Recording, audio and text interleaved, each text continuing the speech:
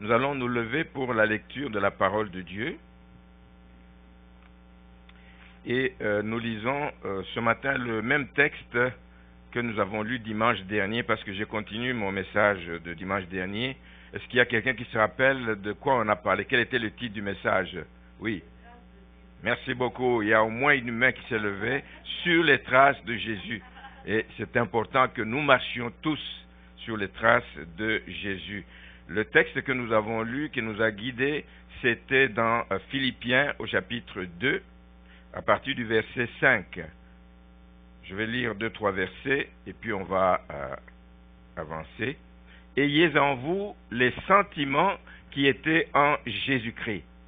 C'est les meilleurs sentiments que nous puissions avoir. Amen.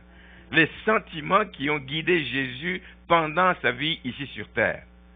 Ayez en vous les sentiments qui étaient en Jésus-Christ, lequel, existant en forme de Dieu, n'a point regardé comme une proie à arracher d'être égal avec Dieu, mais il s'est dépouillé lui-même en prenant une forme de serviteur, en devenant semblable aux hommes, et ayant paru comme un simple homme, il s'est humilié lui-même, se rendant obéissant jusqu'à la mort, même jusqu'à la mort de la croix.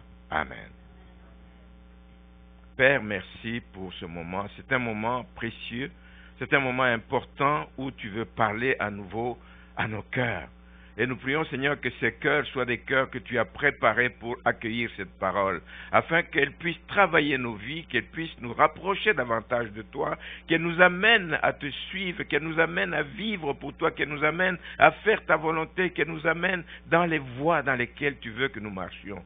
Dans ce monde difficile, dans ce monde plein de problèmes, on a besoin d'une direction et nous voulons suivre ta direction au nom de Jésus-Christ. Amen. Vous pouvez vous asseoir. Sur les traces de Jésus-Christ, pas sur les traces du pasteur, pas sur les traces du chrétien le plus fervent que vous puissiez connaître, mais sur les traces de Jésus, c'est vraiment la bonne direction à prendre. Nous avons chanté beaucoup de chants, et moi, dans les chants que je chante, je ne chante pas pour chanter. J'écoute les paroles, j'intériorise les paroles. Et il y a une chant qui m'a parlé ce matin, c'est un des chants que nous avons chanté, c'est « Je me livre totalement ». Vous aussi? Voilà, vous. Je me livre totalement. Je m'abandonne totalement à toi. Je veux vivre pour toi. Je veux faire ta volonté. Et il ajoute, tu peux m'utiliser. Sois libre, parce que je t'appartiens. Tu peux faire de moi ce que tu veux. Je me livre totalement. Je prie ce matin que ce soit le cri de votre cœur. Je me livre totalement. Et j'imagine, de ce que je sais, de ce que j'ai lu, que ça doit sûrement être le genre de déclaration que Jésus a faite à son Père quand il est venu sur terre, en acceptant de venir vivre sur cette terre. Il connaissait la mission qu'il avait conduite ici-bas. Il est venu pour accomplir la volonté de son Père. Il a dit, non pas ma volonté, mais que ta volonté se fasse. Je me livre totalement.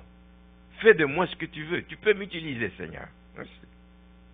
Et dimanche dernier, justement, nous avons commencé à parler de l'importance de marcher sur les traces de Jésus-Christ. C'est important. Il y a tellement de choses qui veulent nous guider. Il y a tellement de gens qui veulent nous orienter dans telle ou telle direction. Il y a tellement de gens qui veulent nous enseigner des choses, mais le seul enseignement, c'est l'enseignement qui nous conduit à marcher sur les traces de Jésus. Nous sommes sûrs, en marchant sur les traces de Jésus-Christ, que nous arriverons à bon port. Nous sommes sûrs qu'en marchant sur les traces de Jésus, nous ferons la volonté de Dieu. Nous sommes sûrs qu'en marchant sur les traces de Jésus-Christ, nous allons arriver jusqu'au bout et nous aurons la couronne que Jésus est allé nous préparer. Merci Seigneur. Merci Seigneur. Nous voulons être de ces chrétiens, comme on aime appeler, des chrétiens à 180 degrés. Vous avez déjà entendu parler de ça. Un chrétien à 180 degrés. Il y en a qui sont à 360 degrés. Ce n'est pas ce que je vous souhaite. 360 degrés, c'est que je me tourne et je reviens à la case de départ. Là, je suis en train de regarder vers cette direction, vers l'est. Mais si je fais 180 degrés, je regarde vers l'ouest. Si je tourne d'un quart de tour, je ne vais ni à l'est ni à l'ouest. Je risque peut-être même de dévier et revenir à l'est ou aller à l'ouest. Mais c'est vraiment un chrétien à 180 degrés. C'est tourner complètement et aller dans une autre direction. C'est changer complètement de vie. C'est ce que je vous souhaite. Ceux qui marchent sur les traces de Jésus-Christ ont fait un demi-tour dans leur vie. Ils ont abandonné leur ancienne vie et ils ont marché depuis lors dans une autre direction. Et je souhaite que vous gardiez cette direction, celle dans laquelle Jésus vous conduit. Alors, dimanche dernier, en 2 mots, nous avons évoqué les différents aspects donc de la vie de Jésus-Christ. Nous avons parlé de ses relations familiales, ses relations avec ses parents, nous avons parlé de ses relations dans sa famille biologique, il avait des frères, des sœurs, etc. Et il y a certainement eu par moments des frottements, etc. Mais comment il a vécu tout ça, nous l'avons vu dimanche dernier. Nous avons parlé aussi de ses relations avec son entourage. Il s'était choisi des disciples avec lesquels il travaillait, qui marchaient avec lui, et il voulait leur déverser en eux ce qu'il avait de mieux pour qu'eux soient les continuateurs de son œuvre. Il a donc eu à passer du temps avec eux. Mais nous avons retenu de belles leçons de la vie de Jésus-Christ, rendues à ce niveau-là. Nous avons vu l'importance qu'il accordait d'honorer ses parents. Il a donné l'exemple, honorer les parents. Il a donné l'exemple de privilégier dans ce que nous faisons la volonté de Dieu. D'abord et avant tout, Étienne l'a dit, la volonté de Dieu doit primer dans tout ce que nous faisons. Nous avons vu aussi que, oui, nous vivons dans un monde à problème, donc il ne faut pas se laisser décourager. Il y a tellement de choses qui viennent nous tirer vers le bas ou vers l'arrière que rien ne nous décourage, jamais. Nous avons parlé enfin d'exhorter les gens avec qui nous travaillons, que le Seigneur met à nos côtés, de les exhorter avec amour, sans humilier qui que ce soit, sans humilier notre prochain. Et enfin, nous avons parlé du fait que c'est important d'éviter de s'élever soi-même dans la vie. Vous savez qu'il y a des gens qui sont comme ça. Moi, je suis capable. Moi, je peux. Toi, tu peux. Mais moi, je peux. S'élever soi-même. Bien aimé, la Bible nous recommande autre chose. Dans le livre des Proverbes 27, il dit qu'un autre te loue. Qu'un autre te loue. Et non ta propre bouche. Il dit qu'un étranger te loue et non t'élève. Arrête de t'encenser toi-même. Arrête de t'élever toi-même. Mais qu'un autre te loue. Je parlais avec quelqu'un ce matin qui me dit, mais ça se peut qu'un voisin, je crois, c'est un voisin, quelqu'un qui habite dans mon quartier, j'ai pris soin de son enfant et puis ce matin, il disait, ou hier, il lui disait, il dit, mais écoutez, je pourrais venir voir, de lui-même, hein, je pourrais venir dans ton église, donne-moi ton adresse, l'adresse de ton église. Parce que ça veut dire que cette personne a eu à parler, a eu à impacter l'autre personne par sa manière d'être, par sa manière de vivre. Et cette personne peut louer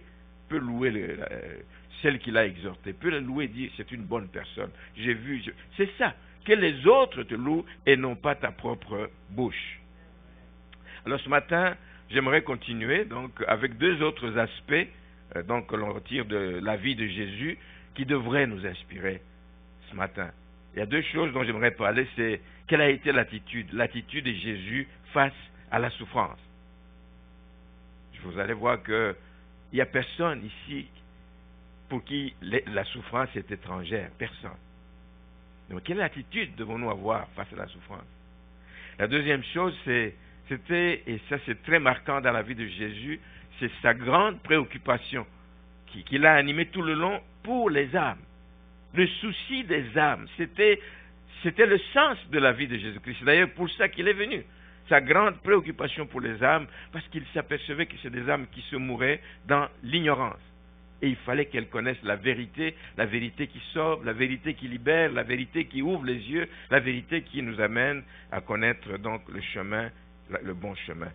D'abord, l'attitude de Jésus-Christ face à la souffrance. Je l'ai dit, nous vivons dans un monde où le péché abonde. Et plus que jamais, je pense que tout le monde est d'avis, plus que jamais le péché abonde dans ce monde et il entraîne beaucoup de conséquences et beaucoup de souffrances, que ce soit des souffrances physiques, matérielles, que ce soit des souffrances morales. Si on se mettait juste à écouter les pleurs qu'il y a dans les familles, si on se mettait juste à écouter les plaintes que des personnes peuvent formuler de ce qu'ils vivent dans leur vie de couple, Il y a la souffrance dans ce monde. C'est une réalité à laquelle on ne peut pas donc dire que c'est pas vrai. Et juste écouter les nouvelles aussi. Les guerres, les bruits de guerre, les économies qui tombent, les famines, les tremblements de terre, les changements climatiques qui provoquent. Vous avez entendu, ici nous disons qu'il fait chaud, mais en Europe, là je parle avec des gens en Europe, c'est la catastrophe. C'est du jamais vu. Des changements climatiques, ça crée de la souffrance. Tout le monde n'a pas d'air climatisé, tout le monde ne peut pas être à l'air frais comme nous ce matin. Il y a la souffrance dans ce monde à cause du péché. Des gens sont victimes de maladies de toutes sortes qui naissent, je ne sais pas d'où ça vient, d'épidémies de toutes sortes. La souffrance ne peut être ignorée. Et la cause, il ne faut pas la chercher loin, c'est le péché. La cause, c'est le cœur de l'homme qui est mauvais. À la base, c'est l'égoïsme de l'être humain, de penser à soi-même, de ne pas penser au prochain, etc. Moi, je dis toujours qu'avec les richesses qu'il y a dans ce monde, avec les possibilités qu'il y a dans ce monde, il ne devrait pas y avoir de problème de famine nulle part au monde. Il ne devrait pas y avoir des gens qui manquent à manger nulle part. Ici, on jette à manger, ailleurs, on en manque. S'il y avait l'amour, s'il y avait le sens de partage, tout ceci n'aurait pas lieu. La souffrance, elle est là. L'injustice sociale, c'est une réalité de notre société. Alors, il y a quelqu'un qui a dit, en observant ce genre de choses, il dit que, et je vais le citer, il dit qu'il n'existe aucun troupeau qui ne compte un agneau mort en son sein. Dans chaque troupeau, à un moment donné, il va y avoir un agneau qui est mort. Il ajoute, même quand ce troupeau est gardé, bien surveillé, il va y avoir un agneau qui meurt quelque part, de maladie, etc., arraché par le loup, des choses comme ça. Il ajoute qu'il n'existe pas de famille qui n'ait, à un moment donné, sa chaise vide. Et j'ai pensé à ça, j'ai dit, mais c'est vrai. C'est vrai. Pour ceux qui le savent, dans l'église dont on a suivi la louange ici, ils viennent de perdre un monument, ils viennent de perdre Papa Jean, qui était le père du pasteur de l'église. Il vient de partir. Il avait une place bien déterminée où il s'asseyait toujours. Aujourd'hui, cette place est vide. Chaque fois que des gens passent, ils disent « Ah, c'est ici que Papa Jean... » Et il y en a qui vont pleurer à penser à lui. La souffrance, c'est toutes ces choses-là. Il n'y a pas de famille, il n'y a pas de troupeau où il ne peut pas y avoir de souffrance parce qu'on a perdu un être cher, parce qu'on a perdu quelque chose. La souffrance est continuellement présente. Donc, avec les meilleurs sentiments, etc., la douleur et la mort vont toujours être présents sur cette terre et dans ce monde.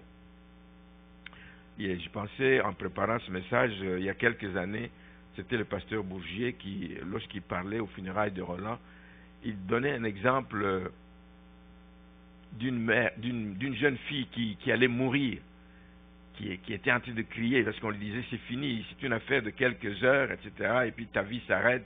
Et il commençait à crier à sa mère, il dit maman, il dit mais tu m'as tout appris dans la vie, mais tu m'as jamais appris à me préparer à mourir. Et ça m'a fait penser, je dis mais si elle a dit qu'on n'a pas préparé à mourir, mais il faudrait que nous nous préparions aussi à souffrir. Parce que quand la souffrance vient, qu'on ne voit pas ça comme étant quelque chose d'extraordinaire. La souffrance est présente. Quand elle vient, nous devons savoir comment nous tenir devant cette situation qui nous tombe dessus. Il est donc important d'apprendre à vivre avec la souffrance. Parce que personne ne sait quand cette souffrance va arriver, quand la douleur va arriver, quand elle va frapper. Les jours se ressemblent, les jours passent, mais se suivent, mais ne se ressemblent pas, dit-on. Aujourd'hui, c'est la joie, etc. Vous ne savez pas ce que vous réserve demain. Donc, ça devait nous pousser à nous préparer donc à vivre dans n'importe quelle situation qui peut se présenter à nous. Et nous avons beaucoup à apprendre, justement, quand nous nous intéressons, justement, à la vie des disciples de Jésus-Christ, qui ont connu la souffrance aussi à cause de l'Évangile. Nous étudions la vie de ces disciples, nous voyons comment ils se sont comportés. Mais je veux m'arrêter ce matin à l'exemple de Jésus lui-même, parce que nous disons sur les traces de Jésus. Jésus lui-même est une bonne référence pour nous ce matin. Amen. C'est une bonne référence parce que il a souffert. Il a souffert dans sa vie ici-bas. Et il a souffert, contrairement à ce que vous imaginez, quand je dis sa souffrance, vous pensez à la croix et tout ce qui a précédé. Il a souffert dès sa tendre jeunesse. D'abord, il est né dans l'étable. Mais je sais que vous allez me dire, oui, mais là, il n'avait même pas conscience. C'est vrai. Il n'avait pas conscience qu'il est né dans une condition d'étable, dans une étable, des choses comme ça. Il n'a pas conscience, vous savez que très jeune, il a dû fuir. Il a dû fuir en Égypte parce que Hérode voulait le tuer. Il a dû fuir. L'ange leur a dit, prends l'enfant et la femme et puis partez, sauvez-vous. Il a dû souffrir.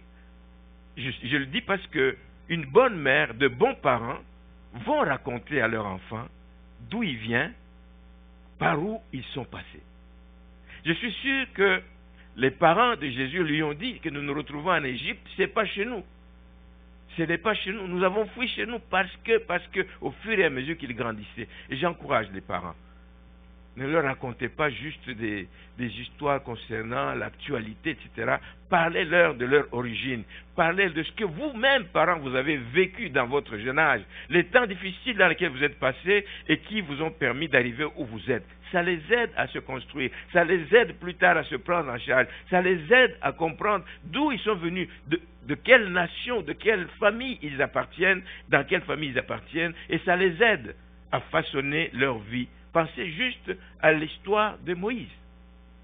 Moïse qui a été caché dans ce panier-là, dans le Nil, là-bas, avec tous les risques que cela représentait, mais qui a été recueilli par la fille de Pharaon, et puis Dieu faisant bien les choses, parce qu'il avait un plan pour la vie de Moïse, ça a été sa mère à qui on l'a confié, comme une nourrice, sans savoir que c'était sa mère biologique. Alors vous pensez les années que la mère a eu Moïse avec elle, tout ce qu'elle lui a dit, elle lui a parlé de son... Comment tu as été sauvé des eaux, il lui a parlé de toutes ces choses, ça façonne la vie, et on comprend comment Moïse est devenu grand, il s'est souvenu de ces choses, et il a fait ce qu'il devait faire. Amen. Parler de ces choses. Donc Jésus a souffert dans sa jeunesse, il l'a su, etc. Faites en sorte que vos enfants le sachent aussi. Mais plus grand, quand il a commencé son ministère, Jésus a beaucoup souffert. Il a fait face à toutes sortes de réalités dont j'aimerais vous parler par exemple. Il a fait face au mépris et à l'abandon. Juste allez lire le chapitre 53 d'Ésaïe, vous allez voir tout ce qu'il a vécu. Je lis juste un verset dans Ésaïe 53, le verset 3, il dit « Méprisé et abandonné des hommes, homme de douleur et habitué à la souffrance. » Fils de Dieu, mais homme de douleur et habitué à la souffrance, semblable à celui dont on détourne le visage, nous l'avons dédaigné, nous n'avons fait de lui aucun cas. Il a été dédaigné, sa nation n'a fait de lui aucun cas, sa nation n'a pas cru en lui, n'a pas cru au message qu'il est venu apporter, n'a pas cru qu'il était le Messie qu'ils attendaient, sa nation l'a rejeté. Plusieurs de ses disciples, plusieurs l'ont suivi, mais on sait que chemin faisant, d'autres ont lâché. D'autres ont lâché. Ah, cette parole est difficile, qui peut la suivre? Ils sont partis. Ils partaient un à un ou ils partaient en bloc à cause de certains enseignements avec lesquels ils n'étaient pas d'accord. Donc il a fait face au mépris et à l'abandon. Des gens l'ont quitté. Une personne comme Pierre, avec toute la proximité qu'il avait avec son maître, Pierre l'a même renié 3 fois. Imaginez. Jésus a connu toutes ces choses. Et j'avoue que c'est dur à supporter, même pour Jésus. Mais Jésus est quand même parvenu à passer. Ces choses-là ne l'ont pas arrêté dans sa marche. Ces choses-là ne l'ont pas arrêté dans sa mission. Il a continué, il est allé jusqu'au bout de sa mission, malgré ce mépris, malgré cet abandon. Je ne sais pas, ce matin, quand vous entendez ça, est-ce que vous êtes toujours prêt à suivre les traces de Jésus? Parce que suivre les traces de Jésus, c'est être prêt aussi à accepter parfois qu'on soit méprisé, qu'on soit même abandonné par des gens auxquels vous n'avez jamais pensé. Est-ce que vous êtes toujours prêt à suivre les traces de Jésus-Christ? Jésus a fait face, bien-aimés, à l'humiliation. L'humiliation de la part de ceux qu'il est venu sauver. Ils l'ont humilié. Ils l'ont traîné dans la boue. Il a fait face à toutes ces choses. Jésus a été la risée des gens. On s'est moqué de lui. Il était la risée des gens. Au point même que jusqu'à la croix, un des brigands lui dit, n'es-tu pas le Christ? Il dit, comment tu te retrouves avec nous? Tu as chanté pendant tout le temps là sur terre que tu es le Christ, que tu es capable de. Mais n'es-tu pas le Christ? Mais sauve-toi toi-même. C'était la risée, c'était une façon de se moquer de lui. Il dit, mais comment ça? Tu te retrouves ici avec nous? Jésus a souffert de l'humiliation. Lorsqu'à un moment donné, on lui a bandé les yeux, puis on le gifle, puis on lui dit, maintenant devine, puisque tu es Dieu, etc. Devine qui t'a giflé. L'humiliation. Jésus a subi l'humiliation lorsqu'on lui a fait porter. Il dit, tu es le roi des Juifs. Ok, ben on va te donner la couronne qui est digne des rois des Juifs. Une couronne d'épines. Humiliation. Jésus l'a vécu, mais ça ne l'a pas empêché de continuer sa mission jusqu'au bout. Jésus a fait face à l'injustice humaine. Oh, que nous nous plaignons de l'injustice. Mon patron n'est pas juste. Tu pleures toute la vie. Mon patron n'est pas... Tu es sur cette terre où il n'y a que des problèmes. Amen. Il a fait face à l'injustice. Jésus a été accusé faussement. Faussement. Qu'il a blasphémé. Il a été accusé faussement. Après tout ce qu'il a été écouté dans différentes cours, etc. Et jusqu'à la fin chez Pilate, Pilate a dit, mais je ne vois pas de mal en cet homme. Mais il n'a pas eu le courage de dire, non, laissez-le, cet homme est innocent, il n'a rien fait de mal. Non, il dit, je me lave les mains, ce n'était pas la bonne façon de faire. Il a fait face à l'injustice, là où on reconnaissait qu'il était innocent, et on ne lui trouvait aucune faute dans tout ce qu'on lui accusait, mais malheureusement pour lui, il a subi un sort, triste sort qui est réservé aux brigands. Mourir sur la croix, c'était une mort qui était réservée aux brigands. Et la Bible nous dit dans Ésaïe 53 toujours que Jésus, à travers tout ça, n'a pas ouvert la bouche. Que nous, quand nous vivons des choses comme ça, nous entrons en guerre. Quand tu es humilié quelque part, tu veux cogner sur des gens. Quand tu dis, tu veux te venger sur des gens, Jésus n'a point ouvert la bouche. Voici son attitude devant toutes ces souffrances. Il n'a pas ouvert la bouche. La Bible dit qu'il était semblable à un agneau qu'on amène à l'abattoir, à la boucherie. Il s'est tué, etc. Il est brebis muette devant ceux qui l'attendent. Voici ce qu'a été l'attitude de Jésus-Christ. Jésus savait, bien aimé, que ce qui m'arrive n'est pas étranger à ma mission. Il savait que c'était la volonté de Dieu, qu'il passe par là, qu'il souffre, qu'il aille jusqu'à la croix, parce que c'était le chemin de la victoire, c'était le chemin du salut pour les pécheurs. C'est la Bible qui nous dit toujours dans le même Ésaïe 53, verset 10, qu'il a plu à l'Éternel de le briser par la souffrance. Dieu peut permettre que la souffrance entre dans ta vie. Il a un but aussi auquel il veut arriver dans ta vie. Il peut permettre que tu passes par un temps de souffrance. Ça ne veut pas dire qu'il t'a abandonné, ça ne veut pas dire qu'il t'a désavoué, ça ne veut pas dire qu'il ne t'aime pas, mais il a un but. Parce que si tu t'en sors victorieux, c'est pour sa gloire. Il va y avoir un impact sur la vie d'autres personnes qui t'observent et qui apprennent ce que tu fais. Mais pourquoi Jésus devait-il souffrir? Alors nous pouvons donner tout un tas de raisons, mais nous allons chercher la réponse dans la parole de Dieu. Dans la parole de Dieu, quand nous lisons l'Épître aux Hébreux au chapitre 5, pourquoi Jésus devait souffrir? Au chapitre 5, au verset 8, on nous dit, « Il a appris, bien qu'il soit fils, l'obéissance par les choses qu'il a souffert. » Il a appris l'obéissance par les choses qu'il a souffert, bien qu'il soit fils. Dieu pouvait l'en épargner, mais il fallait qu'il apprenne quelque chose. Voici la raison pour laquelle Jésus devait souffrir. Il a appris aussi, après avoir été élevé à la perfection, il est devenu, pour tous ceux qui lui obéissent, l'auteur d'un salut éternel. Et c'est le but de sa venue sur terre. Donc il fallait qu'il apprenne l'obéissance. Et laissez-moi vous dire que ici-bas, il y a beaucoup de gens qui n'aiment pas entendre parler de l'obéissance. Quelqu'un a déjà quitté cette église en me donnant comme raison, c'est parce que tu parles beaucoup de soumission ou d'obéissance à Dieu. Il dit, moi ça me met mal à l'aise. Je dis, mais s'il te plaît, regarde dans la Bible, du début à la fin, il n'y a que ça. Dieu appelle les gens à obéir à sa volonté. Amen. À se soumettre à sa parole, à sa décision, à ce qu'il veut faire dans la vie d'une personne. Il fallait que Jésus lui-même, tout en étant fils de Dieu, qu'il apprenne à obéir à la volonté de son Père. C'est ça qu'il a dit. Non pas ma volonté, Père, mais la tienne. Il a appris à l'obéissance. Parce que l'obéissance vaut mieux que les sacrifices. Nous voulons faire beaucoup de sacrifices pour plaire, mais Dieu dit d'abord, obéissez-moi d'abord. Les sacrifices viennent après. Les Noé, les Abraham et tous ces gens des héros de la foi, etc., ils ont marché d'abord par l'obéissance. Quand Dieu lui dit de construire à Noé, de construire l'arche, il ne s'est pas posé trop de questions, il s'est mis à l'œuvre. Il a trouvé les moyens, il s'est mis à l'œuvre. Cette obéissance lui a valu qu'il soit sauvé, lui et toute sa famille.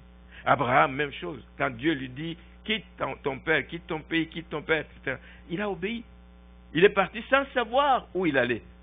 Aujourd'hui, vous savez ce que ça a valu. Il est devenu le père des nations nombreuses, des multitudes, etc. Il est devenu le père même de la foi. Alors que chacun de nous, frères et sœurs, s'assure constamment, tous les jours de sa vie, chaque instant de notre vie, assurez-vous d'être en harmonie, de vivre en harmonie avec la volonté de Dieu. Sans quoi c'est une vie qui n'aura aucun impact sur les autres. Voulez-vous avoir un impact sur les autres? Noé a eu un impact parce qu'il a obéi. Abraham a eu un impact parce qu'il a obéi. Jésus a eu un impact parce qu'il a obéi à la volonté de son Père. Première raison pour laquelle il devait souffrir. Deuxième raison, c'est ça, il fallait qu'il meure sur la croix. Il est venu pour souffrir, pour mourir à la croix. Il fallait qu'il meure sur la croix. Il fallait qu'il ressuscite et qu'il puisse être souverainement élevé pour devenir la source de salut pour tous ceux qui croiraient en lui, pour tous ceux qui lui obéiraient à leur tour. Il fallait que lui, d'abord, passe par cette souffrance, etc., qu'il meure, qu'il soit élevé pour devenir la source de bénédiction, la source de salut pour tous les autres. Et Jésus l'avait si bien illustré lui-même. Il aimait parler dans des paraboles, etc. Dans Jean 12, 24, il dit, « En vérité, je vous le dis, si le grain de blé qui est tombé en terre ne meurt, il reste seul. Il faut qu'il meure pour qu'il puisse produire des fruits. Mais s'il meurt, il porte beaucoup de fruits. » C'est un grain qui tombe en terre, mais à la récolte, c'est beaucoup de fruits qui sortent de là. Et c'est ça Jésus. De la même façon, tous ceux qui ont goûté aux épreuves, aux souffrances, à cause de Jésus-Christ, quand Jésus a permis que tu vives un temps difficile et que tu as obéi, que tu ne t'es pas rebellé contre Dieu et que tu as marché dans ses voies, le Seigneur les a relevés, ces gens-là, et ils ont le pouvoir, ils ont la capacité, pour avoir goûté à la souffrance, ils ont la capacité d'encourager celui qui passe par un temps difficile. Ils ont la capacité de consoler celui qui souffre. Il dit, mon frère, ma soeur, j'ai vécu ce que tu as vécu. Je sais ce que c'est, je sais combien c'est difficile. Mais voici. Et tu sais, c'est beaucoup plus facile. Moi, je peux aller parler à quelqu'un, j'ai jamais été, je ne sais pas quel exemple je peux prendre, j'ai jamais été martyrisé ou des trucs comme ça. Je vais prendre un exemple des gens qui ont connu le génocide, qui ont vu leurs parents tués sous leurs yeux, Et puis, le lendemain, tu dis, toi, je vais aller exhorter une telle personne pour lui dire, mon frère, Jésus t'aime, etc. Mais quelqu'un qui a eu aussi ses parents tués, et qui vient dire, non, ce que tu as vécu, je l'ai vécu. J'ai vu comment on a violé ma mère à l'âge 2, etc. J'ai vu comment on a tué devant moi. Quand tu parles à une telle personne, et sent qu'il y a quelque chose que vous avez en commun et le courant passe mieux. Amen. Jésus devait souffrir pour qu'il amène beaucoup de gens au salut, donc tous ceux qui vont lui obéir. Paul en parle aussi dans 2 Corinthiens au chapitre 1, le verset 3, il dit « Béni soit Dieu le Père de notre Seigneur Jésus-Christ, le Père des miséricordes et le Dieu de toute consolation, qui nous console dans toutes nos afflictions, afin que par la consolation dont nous sommes l'objet de la part de Dieu, nous puissions nous aussi consoler ceux qui se trouvent dans quelque affliction. » Merci Seigneur. C'est cela. C'est vraiment comme je dis, quelqu'un que le Seigneur a guéri d'une maladie grave, d'une maladie qu'on qualifiait d'incurable. Il est bien placé.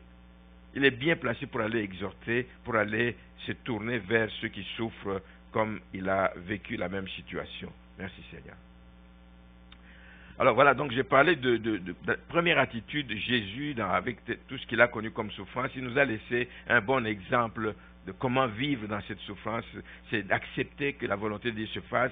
C'est dur, certes, mais je ne suis pas seul. Le Seigneur va me donner la force. Et je sais qu'en sortant de cette situation, je vais être un instrument utile entre ses mains. Je pourrai travailler auprès de ceux qui souffrent, auprès de ceux qui passent des temps difficiles, pour les encourager et les aider. Alors le deuxième trait dont nous avons parlé, et que nous devons vraiment imiter dans ces temps de la fin, c'est le souci des âmes. Voici un sujet dont on devrait parler tout le temps. Tout le temps, tout le temps, tout le temps.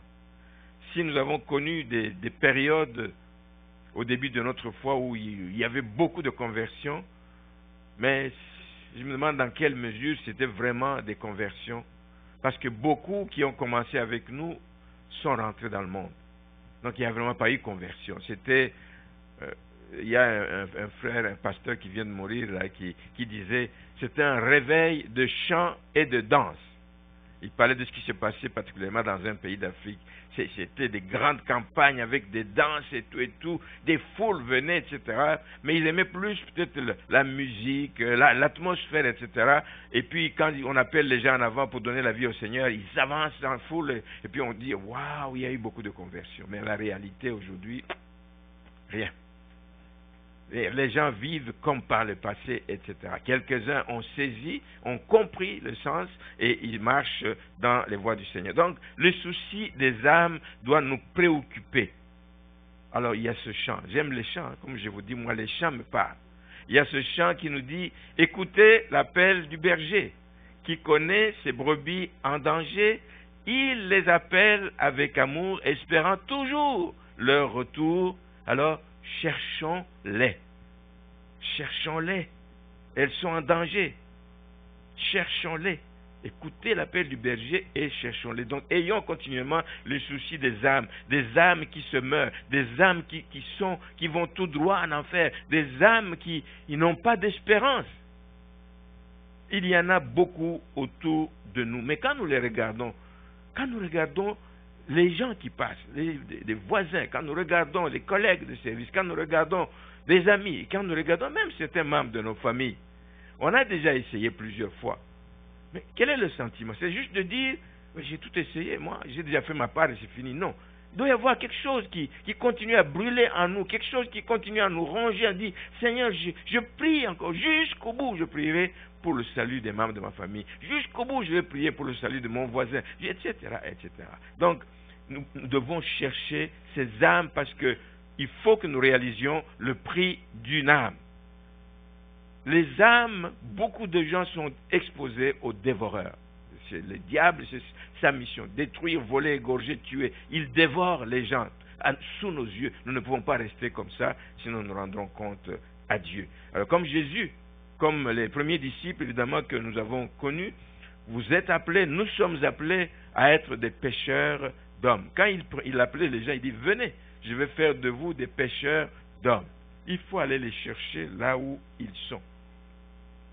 Et comme j'ai dit au début de notre foi, à mon avis c'est vrai ici aussi au Québec, parce que le réveil qu'il y a eu les années 70 et 80, il a touché à la fois le Québec, il a touché à la fois l'Afrique, parce que nous nous sommes convertis autour de ces années 80. Ici aussi, j'en parle avec beaucoup de gens, c'est autour de ces années 80 qu'il y a eu vraiment un vent de l'esprit qui a fait que beaucoup de gens se convertissent. Mais ce qu'on appelle les conversions, pour qu'il y ait une durée, que ce soit dans la durée, dans le temps, que ce ne soit pas juste un mouvement instantané qui finit quelques moments après, mais il faut que ce soit durable. Il y a des conditions pour que cette conversion, qu'il y ait un succès durable dans ce travail de salut, de gagner les âmes, de se préoccuper des âmes perdues. C'est vraiment des choses que nous devons examiner. Est-ce qu'elles sont présentes dans notre vie? quand nous allons vers les pécheurs, les païens, quand nous allons vers ces personnes, la première condition, la première chose importante que nous devons avoir vis-à-vis de ces gens, et ce qui nous pousse même à nous lever pour aller vers ces gens, c'est que nous ayons un amour pour ces gens. Un amour parce que ces personnes souffrent. Ces personnes ne savent pas ce qui les attend. Un amour ardent. Un amour qui n'attend rien en retour. Il faut que ça vous coûte d'aller chercher des âmes. Parce que vous les aimez. Parce que vous voulez qu'elles soient sauvées. N'attendez rien en retour de ces gens. Mais il faut que nous ayons cet amour qui nous amène à oublier aussi ce que ces gens peuvent nous faire. C'est moi qui l'ai amené à Christ, mais regarde ce qu'il me fait. Oubliez les déceptions. Oubliez les déceptions. Oubliez les coups que vous pouvez avoir reçus. Oubliez les mauvaises réponses qu'ils peuvent vous avoir réservées. Parce qu'on n'est pas toujours bien accueilli, je suis d'accord avec vous. On n'est pas toujours bien accueilli quand on va s'adresser à quelqu'un. Parfois, il peut vous sortir des choses qui vous déchirent le cœur. Il dit, comment il peut me parler comme ça? Pourtant, je lui veux du bien. Oubliez ces choses. Parce que si vous vous arrêtez sur ça, vous allez vous décourager. Amen. Il faut avoir cet amour, amen, qui ne regarde pas à ces choses. Il faut avoir cet amour qui ne regarde pas au rejet dont vous avez été l'objet. Il faut avoir cet amour. En plus, il faut même mettre nos intérêts personnels de côté. C'est ça.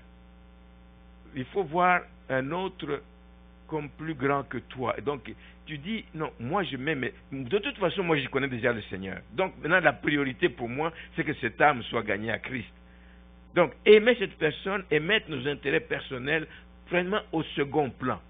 Notre petite fierté personnelle, même si elle est écrasée, bafouée là-bas, mettons ça de côté pour un temps, mais qu'on arrive au but que nous recherchons, le salut d'une âme. Jésus l'a démontré lui-même par son dévouement. Il l'a fait, on l'a traité de fou, on en a parlé il n'y a pas longtemps ici, on l'a traité de fou, on a dit qu'il a perdu la tête, etc. Mais il ne s'est pas arrêté à ça. Il a continué à annoncer la bonne nouvelle. Et donc, Jésus l'a fait aussi, plus concrètement avec son dévouement qu'il a manifesté vis-à-vis de toutes ces personnes. Il l'a fait souvent au détriment de sa propre vie. Il se privait de repos. Il n'avait pas beaucoup de temps de repos. Tant que les foules le suivaient, même quand il se sauvait, il dit, nous avons beaucoup travaillé, etc. On va aller de l'autre côté pour prendre un temps de répit, etc. Mais les foules s'informaient, la nouvelle les précédait déjà, qu'ils étaient déjà arrivés là-bas, les foules les attendaient. Et Jésus ne les a pas chassés, comme voulaient les disciples parfois. Renvoie-les, il se fait tard, etc. D'ailleurs, on n'a rien à leur donner à manger. Il dit non, faites-les asseoir, donnez-leur vous-même à manger. Une leçon qu'il leur donne.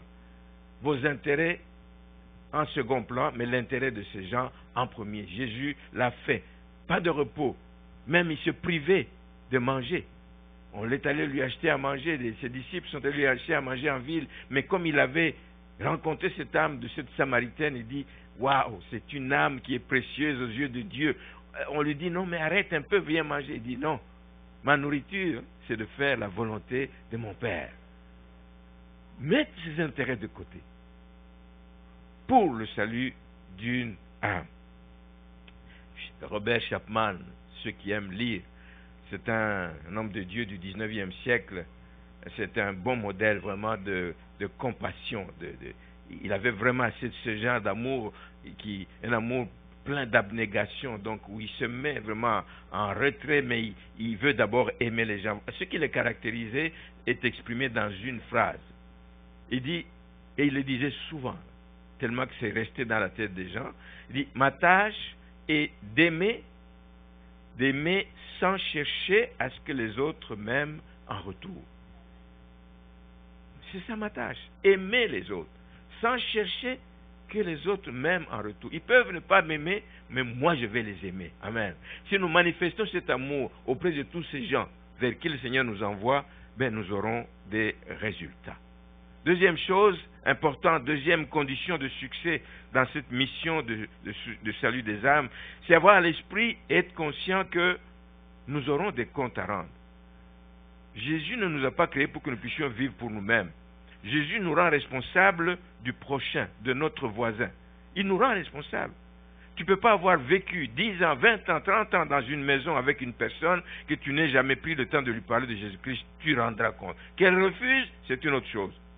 Que tu aies prié pour la personne et que jusqu'à la fin elle refuse, tu es dédouané.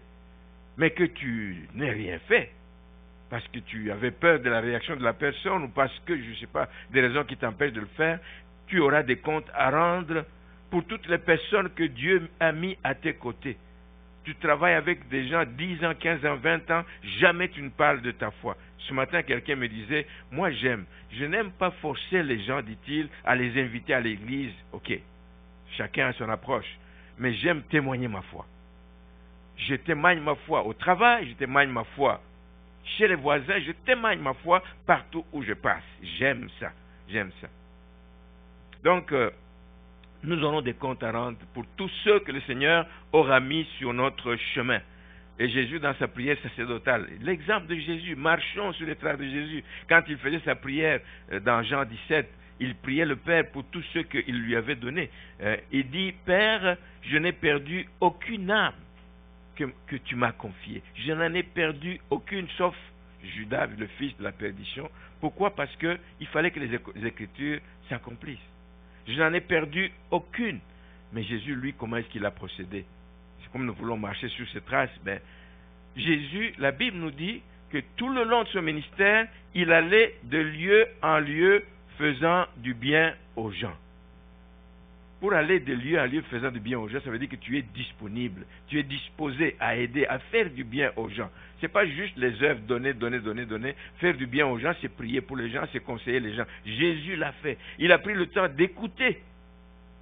Il a pris le temps d'écouter. Combien de gens, maître, qu'est-ce que je dois faire pour ceci? Tous ces gens sont venus, même s'ils n'ont pas décidé, le jeune riche, le jeune homme riche, il est venu, il dit, je veux, qu'est-ce qu'il faut pour que j'arrive au royaume des cieux? Ah ben, Jésus lui dit ce qu'il faut faire. Il dit, tout ce que tu dis, tout ce que les Écritures disent, je l'ai déjà fait. Il te reste une seule chose, va, vends tout ce que tu as, viens et suis-moi. À passer du temps, à écouter les gens, à leur donner des conseils. Tous ceux qui venaient à lui, Jésus ne les chassait pas, il a donné des conseils. Il a même été plus loin parce qu'il a tout fait, frères et sœurs, il a tout fait pour s'adapter au niveau des gens. On me parle souvent d'un frère, quand il enseigne les enfants, lui il est à haut niveau. Là. Il faut le ramener au niveau des enfants. Il faut savoir adapter son langage au niveau des gens. Au niveau des gens. Je suis allé dans une église à la rive sud, et puis on me disait, il dit, le pasteur de cette église, il a commencé à donner des enseignements de hauteur, de haut niveau là, et il dit, oh non, les gens ne suivaient pas du tout. Sa femme lui a dit, oh, tu vas les perdre tous. Reviens aux choses simples. Parle-leur dans un langage qu'ils vont comprendre. Jésus l'a fait. Jésus parlait aux enfants comme on doit parler aux enfants. Amen. Il parlait aux gens selon leur niveau de compréhension. Et voilà pourquoi, pour s'adapter, il utilisait beaucoup les paraboles. Il parlait en parabole pour qu'ils comprennent ce que ça veut dire. Dans le but d'être bien compris à quoi ça sert, bien aimé, que je vienne passer 1 heure ici devant vous à parler, et au sortir de la porte, on demande de quoi il a parlé. Quelqu'un me disait ça ici, il a été honnête, il dit, mais tu sais quoi, pasteur, chaque fois que tu enseignes, tu prêches en avant, je ne comprends rien. Je me suis remis en question, moi-même, je dis, qu'est-ce que j'ai fait qui n'est pas correct pour que cette personne me dise ça? Dis, je ne comprends rien, c'est pour ça que tu me vois toujours endormi. Frères et sœurs, je ne sais pas, mais toujours est-il que quand tu apprends ça, tu ne peux pas rester comme ça, tu dois faire quelque chose. S'il faut que tu prennes cette personne à part pour lui répéter l'enseignement, peut-être dans des façons, et poser des questions pour savoir s'il comprend, on est prêt à le faire. Mais il faut être disponible pour faire du bien aux gens. Donc, Jésus le faisait avec des paraboles parce qu'il voulait être compris par les gens. Bon, Jésus, c'est quelqu'un qui a su exploiter toute occasion aussi. Il utilisait tous les moyens comme des approches naturelles, comme une simple conversation. Vous savez, une conversation, c'est un moment important. Dans une conversation, il faut savoir maximiser le temps que tu as devant une personne pour ne pas commencer à dire des choses futiles pour qu'à la fin, au moment où tu veux dire l'essentiel, la personne se dise non, je suis malheureusement obligé de partir. Tu as perdu ton temps. Jésus savait, dans une conversation, utiliser les mots. Pas les mots qui blessent, mais les mots qui guérissent, les mots qui font du bien à l'âme, les mots qui relèvent, les mots. Jésus savait utiliser des bons mots qui touchaient la conscience de ses interlocuteurs. Et je reconnais qu'il y a des gens qui ont cette facilité. J'appelle ça, moi, vraiment un don de Dieu. Oui, tu peux apprendre des choses, mais il y a des choses qui viennent, c'est inné, c'est naturel. Il y a des gens qui ne font pas d'efforts. Il est en train de parler avec une personne, il écoute dans la conversation et puis il va aller saisir le moment clé ou un mot bien précis pour commencer à élaborer à partir de là. Et la personne reste nue devant toi et dit « Waouh !» Tu viens de toucher son cœur avec un mot. La conversation est un autre atout que nous avons, mais sachons utiliser ça comme il faut. Je vais vous donner 2 exemples rapidement et je terminerai ensuite par ça. C'est un prisonnier, par exemple, qui est dans une prison, je ne sais pas si c'est à sécurité maximale, mais un prisonnier qui est inabordable. Comment on les appelle, les aumôniers des prisons ont défilé tous pendant des années. Ils ont défilé pour essayer de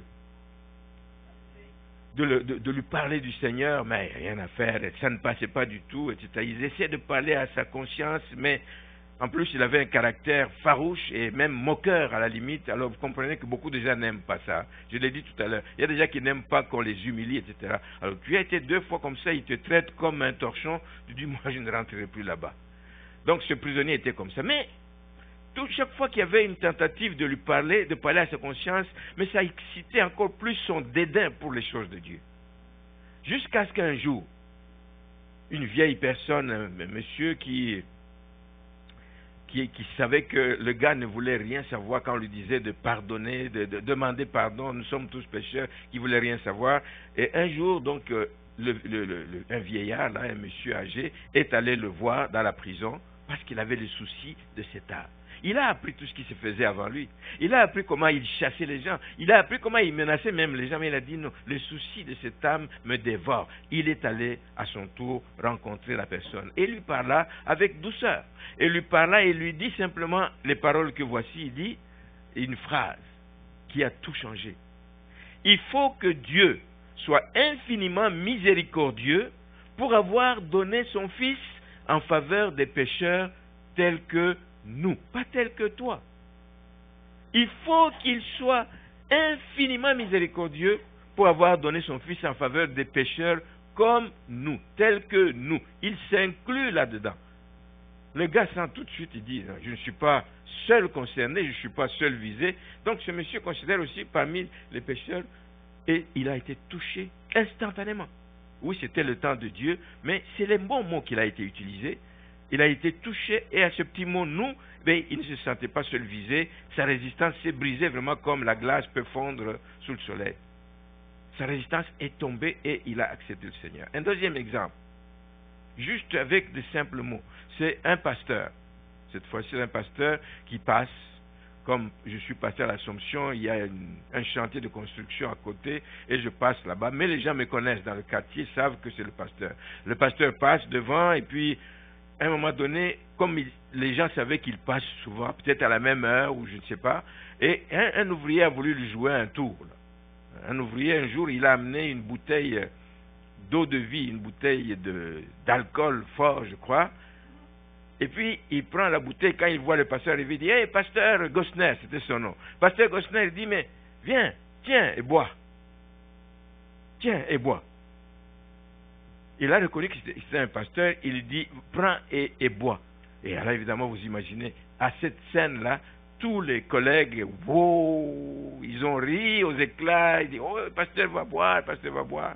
Le pasteur est resté calme, il a gardé son sang-froid, et il a regardé l'ouvrier qui lui a parlé, et lui a dit d'un ton sérieux, il n'a pas engueulé, hein, mais il dit, tu sais quoi mon ami, je peux boire si je le veux, je peux boire si je le veux. Je peux boire si je le veux. Mais toi, tu bois, tu dois boire même si tu ne le veux pas. Ça fait toute la différence. Moi, je peux boire si je le veux. Mais toi, tu dois boire, même quand tu ne veux pas. Ça fait toute la différence. Et quoi? Il était fâché, l'ouvrier, et il dit, tu dis que je suis forcé à boire. Il a pris la bouteille, il a cassé, il l'a envoyé par terre, il a tout brisé, etc. Le pasteur a continué son chemin, mais 15 jours après, il est dans son bureau. Cette fois-ci, c'est l'ouvrier, il l'a reconnu. C'est l'ouvrier qui vient dans son bureau, il vient très préoccupé, etc. Et il le voit arriver, il dit qu'est-ce que je peux faire pour vous, etc. Et il dit, Père Gosner, il dit, sauve-moi, comme si c'est lui qui sauvait. Il dit, sauve-moi. Il dit, je reconnais, oui, que je dois boire malgré ma volonté. Je dois boire malgré moi. Je le reconnais et j'en ai fait la triste expérience, malheureusement, une expérience honteuse.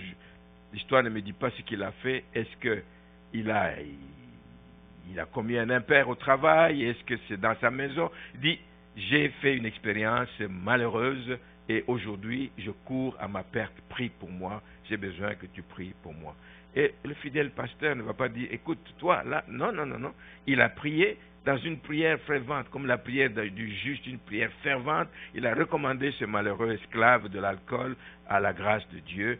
Et la brebis, c'était une brebis perdue, mais elle est venue au Seigneur, elle a été sauvée par des mots qui ont été utilisés. Donc une simple parole, il ne faut pas la négliger, peut faire toute la différence. Quand elle vient de Dieu, et c'est Dieu qui te met une parole pour dire à quelqu'un, elle peut faire toute la différence. Elle est puissante dans ces conditions-là. La troisième chose, et la dernière, c'est que il faut aimer les gens, oui. Il faut avoir les bons mots et savoir se préoccuper des gens, etc. Et être conscient que nous rendrons compte de ce que nous faisons. Mais il faut aussi prendre le temps de prier. Prier pour les brebis. Ce n'est pas juste sortir tous les jours. Prier pour les brebis. Seigneur, mets des personnes qu'il faut sur ma route, des personnes à qui je vais parler, etc. Nous l'avons déjà entendu ici. Il sort le matin, je dis, Seigneur, mets des gens sur ma route à qui je vais parler. Et le Seigneur permet que tu arrives, même mercredi, on nous racontait l'histoire de quelqu'un qui, en tout cas, je ne me rappelle plus les détails, mais je passe. Et le Seigneur a mis une personne sur la route. Et le pasteur en question est sorti, il est allé jusque dans un champ très loin, il marchait à pied, tout et tout. Il est allé rencontrer, il dit, mais je suis venu ici parce que j'ai demandé au Seigneur de mettre des personnes qu'il faut sur ma route aujourd'hui, à qui je vais parler de Jésus. Vous êtes les premières personnes que je rencontre, je dois vous parler de Jésus. Et la personne a dit, mais franchement, mais j'ai prié pour ça hier. Donc, voyez-vous comment Dieu fait les choses. Des personnes qui ne connaissaient pas, c'était donc des moments bénissants. Donc, prier pour les brebis, gagner comme Jésus l'a fait. Oui, nous prions pour les gens qui donnent la vie au Seigneur. C'est ce que je déplore souvent dans, je ne vais pas dire les méthodes modernes, mais nous rencontrons quelqu'un, nous lui donnons un pamphlet, s'il est gentil, il prend le temps de nous écouter, nous sommes tous pécheurs, il faut se repentir, demander pardon, Jésus est mort pour le salut des pécheurs, si tu donnes ta vie au Seigneur, tu crois au Seigneur Jésus-Christ, tu seras sauvé, Puis il dit oui, je vais prier, je fais la prière de repentance, il fait merci, au revoir, ciao, ciao, et est parti. C'est comme un enfant qui vient de naître, que vous laissiez comme ça là, il ne sait pas qui va s'occuper de lui pour grandir, etc. Dans ces conditions, je ne dis pas que c'est mauvais de le faire, mais c'est de dire, vous habitez où mon frère, etc. Trouvez une église, trouvez une bonne église, trouvez, etc. Où je peux rester en contact avec toi et de temps en temps, je viens te affermir dans les choses chrétiennes, jusqu'à ce que tu te trouves une église où tu vas aller. Mais je prie pour cette personne qui a donné sa vie au Seigneur, pour que l'ennemi ne vienne pas lui faire un 360 degrés. Amen. Il est vite possible de rentrer à la case de départ, mais priez pour cette personne. Et Jésus l'a fait. Tous ceux qu'il a amenés au Seigneur, tout ce qu'il a amené à la connaissance de la vérité, il priait pour eux dans Jean 17 avant de quitter. Il dit, je prie pour qu'ils soient sanctifiés par la parole, que les gens puissent aimer la parole, qu'ils puissent la mettre en pratique. Je prie pour que ces gens soient unis. Ils sont désormais membres de la famille de Dieu, qu'ils soient unis, membres du corps de Christ, qu'ils aient la paix. Chaque fois qu'ils font face au problème, chaque fois que la souffrance arrive, qu'il soit en paix parce qu'il y a toujours un secours disponible. Tu as toujours un recours lorsque la souffrance frappe dans ta vie. Tu as toujours un recours. Mais il faut le savoir. Il prie pour que ces gens soient préservés du mal. Parce que dans le monde, le mal court, le mal est présent. Qu'ils soient préservés du mal parce qu'ils sont dans le monde où l'ennemi est à l'œuvre. Il prie enfin pour que ces gens tiennent bon. Lisez ça dans Jean 17. Qu'ils tiennent bon jusqu'à la fin. Pas juste la conversion, mais jusqu'à la fin. Et que quand le Seigneur reviendra, il puisse les trouver et qu'ils puissent monter à sa rencontre. Donc le souci des âmes doit nous préoccuper, bien-aimés, et le souci des âmes portera des fruits si nous avons l'amour pour ces gens, si nous avons le sens de responsabilité, parce qu'en se disant, je rendrai compte au Seigneur un jour, et enfin, si nous prions pour ces personnes. Voilà ce que j'aimerais qu'on retienne ce matin, que personne, frères et sœurs, ne peut suivre les traces de Jésus que s'il est prêt à passer par le chemin du calvaire. C'est le chemin du calvaire. Ce n'est pas un chemin facile. Et j'aimerais qu'on chante ce chant, qui dit que c'est un chemin difficile, étroit et périlleux. C'est un chemin difficile où tu vas être incompris, où tu vas être mal jugé, mais il faut que tu persévères. C'est un chemin difficile. C'est un chemin où notre préoccupation doit être le souci des âmes. Pardonner à ceux qui nous offensent, etc. Frères et sœurs, c'est cela, le chemin auquel le Seigneur nous appelle à marcher. C'est le seul chemin qui mène au ciel. Il n'y a pas de raccourci possible. Il n'y en a pas. On ne peut pas se permettre de faire comme cet homme qui arrive dans la salle de festin, je ne sais pas comment il est entré, etc.